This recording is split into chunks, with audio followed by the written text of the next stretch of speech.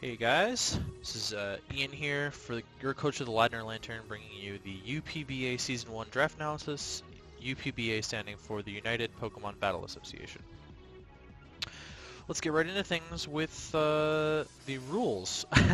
So this was a P4G style draft with regular tiering, just like how the League of Extraordinary Trainers was. Certain things, a lot more things were banned in this league than in the other league.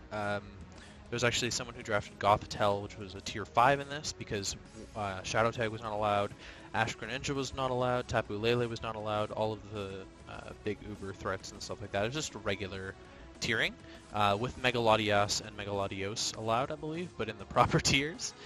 Yeah, so this was fun. I was the 3rd overall pick from the randomizer, and the 1st overall pick kind of shocked me. Random Cloyster first overall was kind of shocking to me when there were so many good things open. And I did end up getting sniped 2nd overall. I was going for Mega Gardevoir and Ray sniped it right off the bat, so let's see what we got in round 1 here. We picked up Kieran Black, which is a monster. Its ability is Terravolt, which is essentially Mold Breaker. It means I can hit things with Levitate with Earth Power. That's pretty much the only reason that it gets Terravolt. It's not very good for Kieran Black. It could have a better ability. Huge power. It's got a really big HP stat. Its attack is monstrous. Its defense is actually pretty decent. Its special attack, again, monstrous. Like, this thing hits like a truck. Its speed isn't fantastic, but, you know, it's there. The nickname we'll be using for Kieran Black this season is Kurama. It's the name of the nine-tailed fox from Naruto, the anime. Pretty standard. Obviously I had to wait a while for the pick to come back to me, so I dipped into tier 2 with my next pick, and that was actually Suicune. I was really hoping to grab Suicune, and I'm really glad that I got it when I did, because I know some people were eyeing it up, but I got it. So its ability is Pressure, which means that the PP of any move the opponent uses is dropped by 2 instead of 1 each turn, so you can stall people out pretty easily. Monster defensive wall. Suicune is just a defensive wall. Not a great speed tier, especially with Kieran Black. Like, feeling pretty slow at this point in the draft. Yeah, that's pretty much it. The nickname that we're going to use for Suicune this season is going to be Vin, like the cleaning product, because Suicune's going to clean people with its water, because it's clean water. Okay, anyways, moving on. To round 3, I did get sniped pretty quickly into round 3. I really wanted Salamence, but I ended up getting something a little bit better. This was actually my first free pick at round 3, which is kind of crazy, but there was so much good stuff going that I needed to grab something good. So I ended up grabbing Infernape. Infernape's a really good attacking mon. It's not great defensively, but it's really good on both sides of the attacking side of things, as well as a really good speed tier to complement something like Kieran Black and Suicune, which are both fairly slow again. Its abilities are Blaze and Iron Fist. Blaze powers up fire type moves when you're below a third HP or below, and Iron Fist powers up punching moves. So that's fun. Dipping down around 4, grab my first tier 3 here. It was exactly what I wanted, so I was perfectly happy with this. I grabbed Crocodile. Crocodile has the abilities Intimidate, Moxie, and Anger Point. Intimidate lowers the opponent's attack stat when you switch in on it. Moxie raises your attack stat when you get a KO, and Anger Point, if you get critically hit, raises your attack all the way up to 6 stages, which is interesting tech. It's used to be really good strat with like Frost Breath and doubles, and you just like Frost Breath your Crocodile or whatever, and then bam, all of a sudden, well, it was more common with Tauros, but anyways. Crocodile is a really good physical attacker. That's pretty much it. It's an interesting speed tier. I have very diverse speed tiers right now with my first 4, 85, 92, 95, and 108. So I'll be trying to play around that a little bit. And oh, I definitely did not touch on Infernape's nickname. Let's just go back to that. Infernape's nickname is going to be Monkey Boy this season, just because he's a monkey. Crocodile's nickname this season is going to be Steve, named after the crocodile hunter Steve Irwin. So now we'll move on to round 5. Again, I grabbed another pick that I really wanted, another tier 3, my second tier 3, because you get 2 tier 3s obviously. So this was really fun. I grabbed Heliolisk. I really like using Heliolisk. This is actually the shiny form that we're going to be using this season. Heliolisk is like pretty fun to use. It's got a really good special attack stat and a really good speed stat, and it has the ability to be completely immune to water type attacks, which is kind of neat considering it like straight counters them. Also, if someone has a sand team, ability to dodge some moves in the sandstorm with Sandveil there.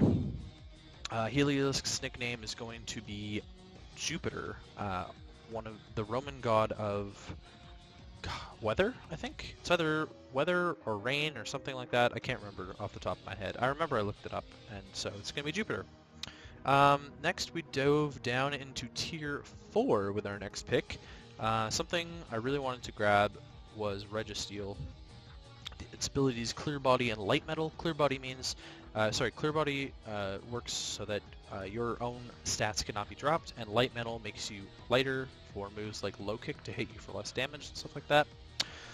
Registeel is sort of like the in-between of the Regi trio. It's not as specially bulky as Regi Ice, and it's not as physically bulky as Regi Rock, but it's in between on both of them. It's okay. I mean, it's probably going to fulfill the same role each week, but you know, it's reliable, and that's what matters. Registeel is going to be named Thick, as in THICC this season, because it's so fat. This thing is so fat. So going into round 7, I wanted to grab Mega Diancie, and that would have really helped my team out a lot, grabbing Mega Diancie. It might have accelerated my Earthquake weakness that you'll see that I have, but besides that, I really wanted Mega Diancie, and I got sniped like 2 picks before I chose. So I grabbed the other Magic Bouncing Mega and Mega Absol. I needed a good way to sort of like prevent hazards from getting on my side of the field, and so this sort of like dissuades people from just setting up hazards in front of my Mega Absol, because like I'm just gonna put them on your side, or even like Thunder Wave or Toxic or anything like that. I just bounce it back. So Mega Absol's really fast.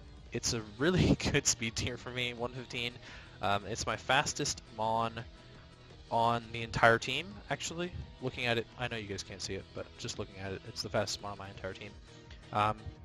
It's a really good physical attacker. It's mostly run mixed every single week because it's got a really good special attack stat as well, and it gets really good coverage in like Ice Beam, Flamethrower, Thunderbolt. So it's pretty solid Mon. It's like pretty good. It's actually gonna be nicknamed Death. Oh, and I just want to touch on the points that I say from. So Mega Diancie was a Tier 1 Mega, and you actually have to subtract 40 points from your free points for taking a Tier 1 Mega. And Mega Absol was a Tier 2 Mega, and it was, you know, it was no extra points. So this actually ended up working out better for me later, which I'll talk about when I get to that. So round 8, I grabbed what I really wanted and needed at the time, which was Golbat. Golbat's, it's average. I mean, it's not great. I mean, you run it with an Eviolite for a reason, right? Its bulk is like not fantastic. It's pretty good when you put an Eviolite on it, but it's not fantastic. I'm not like too thrilled about grabbing Golbat. I think it was probably one of the weaker things that I grabbed in this draft. And looking at it, I even up to round 8, I was like, well, is this really worth my pick? So this was another free pick, or this was, yeah, sorry, my second free pick was Golbat here. And then I moved into round 9, and I grabbed what I really, really wanted because I love this Mon so much and I really wanted to use it, is Virizion. Its ability is justified. When you take a Dark-type attack, your attack stat raises by 1. Virizion has a really good speed F stat. It's got a great speed tier. It's the same speed tier as Infernape, which is like pretty solid. 108 is really good. And it's close to what Heliolisk is, which is 109. Virizion can be run mixed as well. Typically you tend to go like one way or the other, but it can be run both ways, which is really cool. It gets set up for both sides of the attacking stats and all that good stuff. It's just a fantastic Mon. I don't know what to say. We are running Shiny Virizion, and its nickname was going to be Hero because it's one of the Swords of Justice. Round 10, I grabbed another free pick in Mimikyu. Virizion was also a free pick, but Mimikyu was my last free pick of the draft. And I really wanted to grab Mimikyu because I think other people were going for it, and I'm just a fan of Mimikyu. Like, I grabbed it in League of Extraordinary Trainers too, and now I grabbed it in this league. Like, I just like Mimikyu. I think it's really cool. Disguise is a free Focus Sash, essentially. Mimikyu's got pretty average stats. I mean, 96 speed tier is pretty good because it complements with Kyurem's 95 speed here means that people are going to have to speed creep Mimikyu, not speed creeping Kieran Black, so they're going to lose some bulk by speed creeping for Mimikyu instead of Kieran Black. Again, I mean, Mimikyu is just a thing. It's just there. It's pretty average. It's better average than Golbat, though. I'm happy to have Mimikyu on my team. It's a good fairy. It's the only fairy that I do have on my team. I'll get into the cores and everything I can do in a bit after we talk about some more stuff. So then we're heading to the last round, and I grabbed my last thing, which was my tier 5, and it's what I wanted again. I really didn't get sniped that much in this draft, but we grabbed Piloswine, who's going to be named Harry. Oh, Mimikyu's going to be named Sheet, by the way, because it's a ghost. Piloswine's abilities are Oblivious, cannot be taunted, or confused? No, that's own tempo, sorry. Oblivious is only taunt. Can Snowcloak, Inhale, boosts evasion, and Thick Bat, which reduces the effectiveness of fire and ice type moves. Ice, which is neutral against Piloswine, is now resisted, and Fire, which is super effective, is now neutral. So that's a pretty good ability on it, to be honest. Yeah, I don't know. Piloswine's got a really good attack and HP stat. It's pretty average on the rest of them. It hits really hard. You can run a Violet on it, and all of a sudden it's a wall. You can run like Choice Banded Piloswine, wink wink, nudge nudge. And it does get priority in the form of Ice Shard and stuff like that. I didn't touch on that too much with the other ones, but I feel like it should be more noted on Piloswine because it's such a slow mon at base 50. It's tied for the slowest on my team, I believe, with Registeel. Yeah, so. So now, we did make a free agent transaction after the draft. Now we did drop Golbat and we picked up Empoleon. So I had 40 free points left at the end of the draft, and the difference between a tier 4 in Golbat and a tier 3 in Empoleon was 40 points, which I did save by not drafting Mega Diancie and drafting Mega Absol. So, I was able to grab a tier 3 out of this instead of a tier 4. And I'm really happy about this. I mean, it makes my team a little more weak to ground, especially because of Empoleon's steel typing. But I like Empoleon for its hazard setting ability compared to which Golbat doesn't have. Hazard removal is exactly the same as Golbat, so I needed to grab something for that.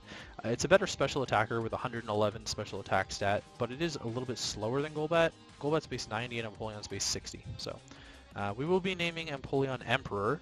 And it does get the abilities Torrent, which is the same as Blaze but for water type moves, and Defiant, where its stats are lowered, its attack will raise by 1 stage for each stat that is lowered. Excuse me. So now we'll quickly touch on the Z captains. Actually, you know what? No. I'll go over some of the finer points of my team here. So I did manage to grab a Fairy Dragon Steel Core in Mimikyu, Kieran Black, and then take your pick between Registeel and Empoleon. And I did grab Fire Water Grass Core in Infernape, Suicune, and Virizion. Again, take your pick on Empoleon. It sort of fits into both of those cores. I do have Hazard Setters in Crocodile, Registeel, Piloswine, Empoleon, and Mega Absol if they end up setting hazards on me.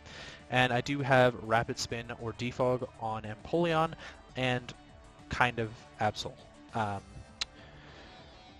Yeah, that's the basic gist of the team, and now we'll get into Z captains real quick here. So we were allowed to pick 2 offensive Z Crystal users and 1 Super Saiyan Z Crystal user, so I chose my 2 offensive users to be Kieran Black and Infernape. This means that they can only use attacking Z moves like Never Ending Nightmare, Hydro Vortex, what's the other one? Devastating Drake, Twinkle Tackle, those sort of things.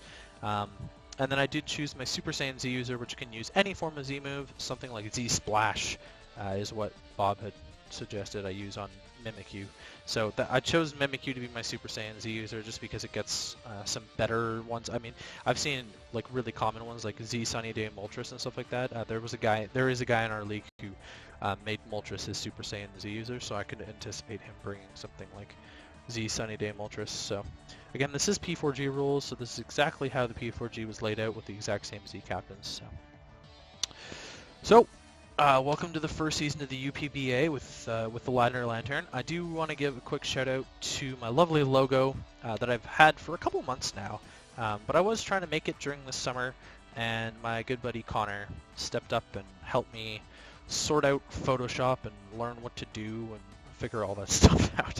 It's not the highest quality picture on this the slide deck here, but it's pretty good when you're looking at it on like a dock and stuff like that. So I'm really excited to get started with the UPBA, and yeah, good luck to all of the coaches, and hope we have a good season. And I'll see you guys with the first team builder for week 1.